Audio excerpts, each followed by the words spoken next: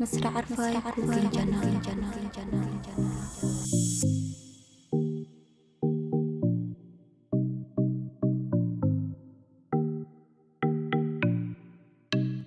مسرع رفاي كوكين جنة.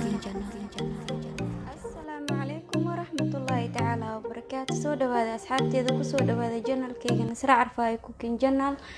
asxaabteeda hadii aad nagu cusub tahay fadlan subscribe noo saar channelka hadii hore noola joogtana soo dhawaa markaleenta waxaa ka codsanaa inaad sii share gareysid muuqaalkan asxaabe maanta waxaa sameysanaynaa insha Allah digaag chicken insha Allah oo oven chicken insha Allah oo foornada ku sameyn doono chickenkeena inta species uu ka koobnaan doono iyo waxyaabihi kala oo isticmaali doono insha Allah waxay ahaan doonaan meeshan waxaa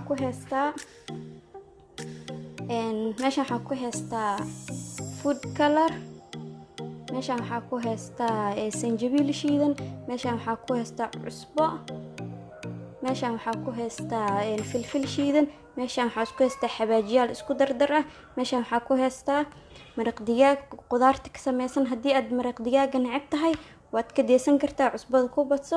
meeshan waxaa ku heystaa jeex liin dhanaan insha Allah.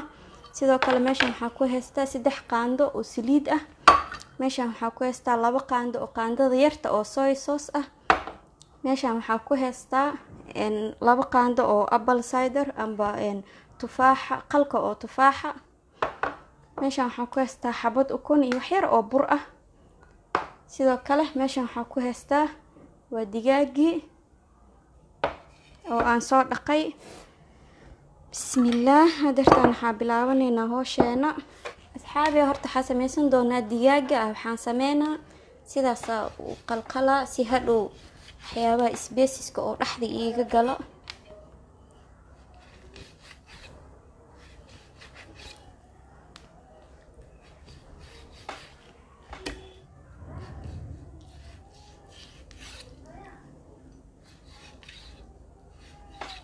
hadda waxaa ku darsanaa waxyaabihii spacieska ahaa.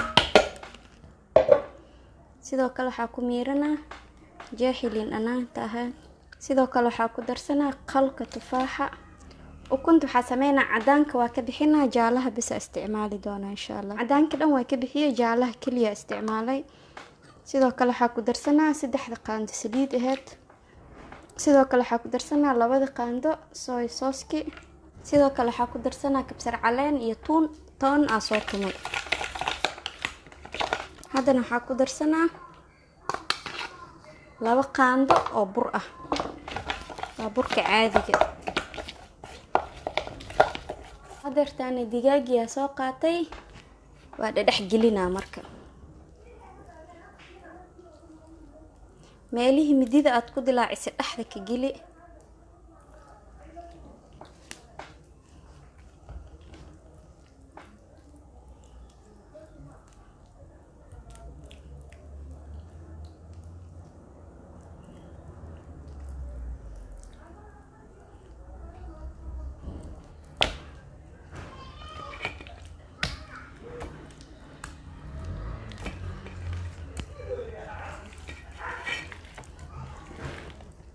markii aad sidan isku dhex gelisay digaagi iyo waxyaabihii spacieska oo dhan waxaa sameynaa waa daboolane ilaa iyo adiga 20 daqiiqo camal si markaas wixii dhan dhaxda ay ugu sii galaan insha Allah. 20 daqiiqo kadib waa soo laabanaa. waata asxaabteeda hadeertaan foornada soo diyaarsada way ii kululaatay ilaa 5 minute camal way ii sii kululaatay. digaagiina waa kana meeshaan ku soo diyaarsaday. bismillaah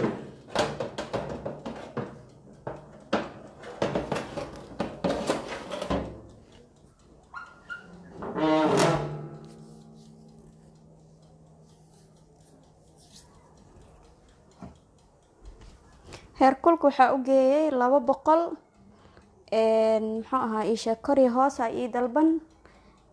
timingkan waxaa u geynaa 20 daqiiqo insha Allah. 20 daqiiqo kadib waa ku soo laabaneynaa insha Allah. waata asxaabteeda digaageena ama chickenkeena markaa soo diyaarsanay sidaan quruxda badan oo noogu soo baxay foornada ka soo bixiyay. waa kana u jeedaa quruxdiisa siduu u gaduudan yahay isaga oo dhan saas uu qurux badan yahay, soo gaduudan yahay. wuuna jilcan yahay oo ujeedaa sidaas oo soft u yahay. intaa haysanin Allah siiyo, anagana Allah noo siyaadiyo insha Allah. asxaabay muuqaalka haddii aad ka heshaan fadlan like noo saara una sii share garee asxaabtiina. intaa ku kulmi doon muuqaalka xiga waa walaashiina Nasra Carfa idinkaga tagayso khayr iyo caafimaad bashbash iyo barwaaqo insha Allah. Nasra Carfa Cooking Channel.